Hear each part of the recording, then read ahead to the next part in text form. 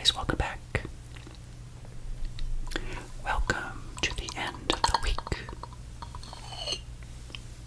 Cheers.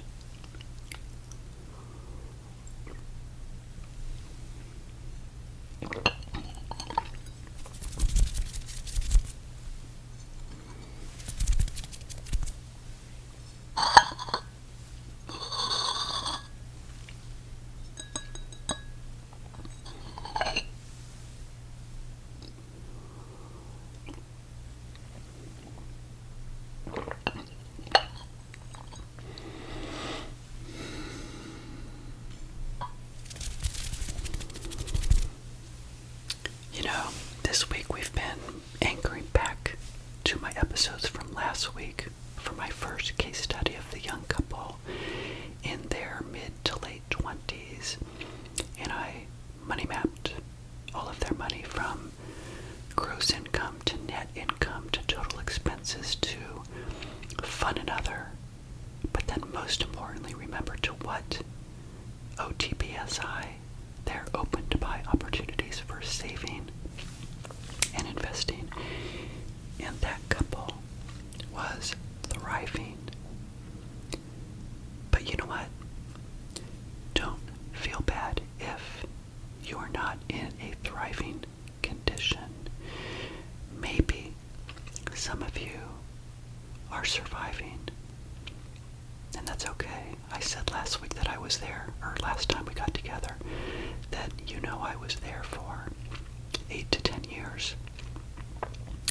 So I look back on those 8 to 10 years, and I think to myself, one thing I say, self, during those 8 years that you were being frugal, based on necessity actually, I had to be frugal because I didn't have enough income to filter into the SI. But I knew that I was building the skill sets that I needed once the thriving years came. Let me say it again. This will resonate with all of you that are surviving right now. And if you're surviving right now, pat yourself on the back and know that you are building the skill sets right now that you will need when the thriving years come. And the thriving years, as I always say, will come. So do your best to hang in there. I appreciate all of you. I believe in you. And I congratulate you for every step of the way, because if you're here on ASMR Money Mentor, you must have it within you to want to make the right choices with money. Otherwise, you would not be here. You would be watching other ASMR channels where, in many cases, do you guys agree they don't really talk about much of importance? Sometimes they do. But I get that ASMR is for relaxing, but money is a topic that is stressful for a lot of people, so why don't we open it up and talk about it? Because by talking about money helps bring those stress levels down so that we can relax. We can take it easy. Remember I showed you this?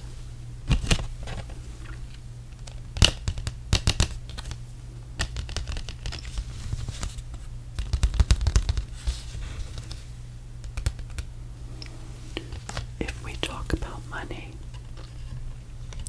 to ourselves, and if we talk about money to others, I think we can conquer our fear of money. It's just that simple. But let's move on to the content of today's episode, because again, we were talking about the couple this week, that has that opportunity to do really great things with money. And I talked about what I wish I knew on the last episode when I was 25 years old, and that is to coast fire. Build as much assets as you can when you're young, and then if you get to 500,000, that's just an example, and you let it sit for another 15 years, you could triple your money by adding no more money into it for those 15 years. That, my friends, is huge. And we also talked about if single people have special monetary needs, and I think they do.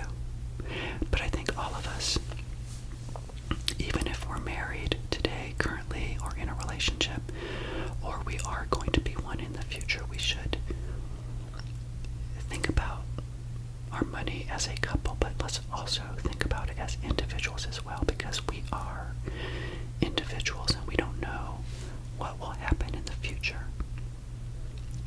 Somebody may want to get a divorce, right? It could be you, it could be your partner. There's all sorts of things that can happen, and you don't want to be in a position where you are destitute or desolate. Is that a right word? Anyway, you don't want to scramble at the last minute and go, what do I do? I haven't prepared. I know nothing about money. I let my partner do all the money stuff. You don't want to be there. You want to know what's going on with your money at all times. And that kind of segues into today's episode, which is the reality is that life changes. We will have things that change in our lives. You know, I talk a lot about the 15 years, 5, 5, and 5. It's a long time. You know, I think about myself right now. I'm 58 years old.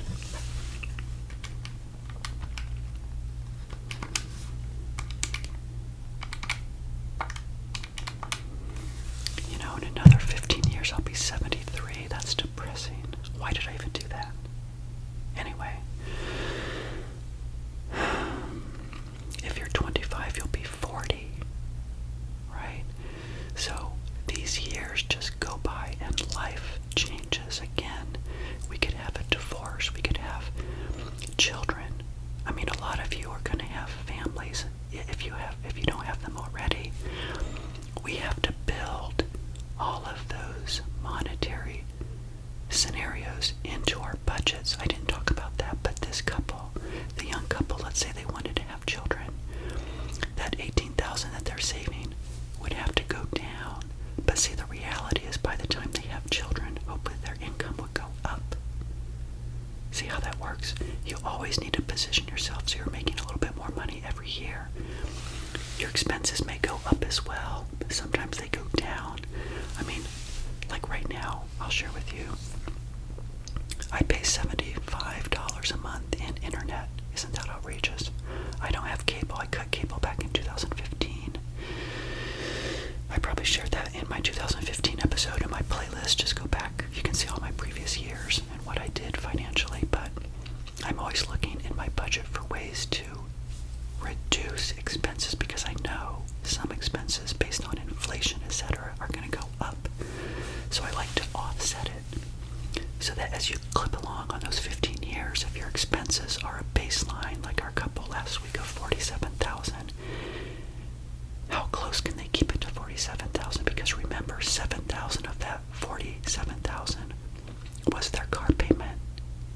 If they just sacrifice for another 5 or 10 years and keep that car, they opened up $7,000 in their budget for expenses related to children, things like that. So, the concept of today's episode is that yes, the reality is life changes, your money is going to change, but you are going to have to be adaptive as you go. You're going to have to change just as much as your money and just as much as your life. And the secret is to try to balance it out. There will be things that come, and you're going to say, oh my goodness, I can't believe I have this expense. You need to go back to your budget, remember, every week and look at it for an hour and say, what can I do to offset those expenses? Maybe I pull from my emergency fund, maybe I don't. The more closely you can, within those 15 years, stay within the baseline of your expenses, the better. Now the reality is, that's not going to happen. Your expenses are going to go up, but your income is going to go up as well. So it's all relative. But the secret is to keep that baseline in check. Too far many people don't do that. They look at the end of their car loan and they say, I'm going to buy a nice, shiny, new, expensive car. Whereas if they just would have kept that for another 5 years, 7,000 in their budget times 5 more years is $35,000. Maybe 5 of that would have to pay for car repairs and tires and such, while they still have 30,000 left over. See how that works? That 30,000 could be added again, remember, to the saving and investing number to boost that up. And once you get to a point where you have a lot of money, the younger you are in your engine, the sooner you can relinquish it and then use that money in your current budget for fun. So those are the things we talked about this week that I think were super important, because the reality is, again, your life is going to change and your money must change as well. So with that, everybody, I am going to go ahead and close out this episode. I hope that each of you had a really good week. I'll say it again, I appreciate you. I believe in you guys, and I congratulate you for every step of the way.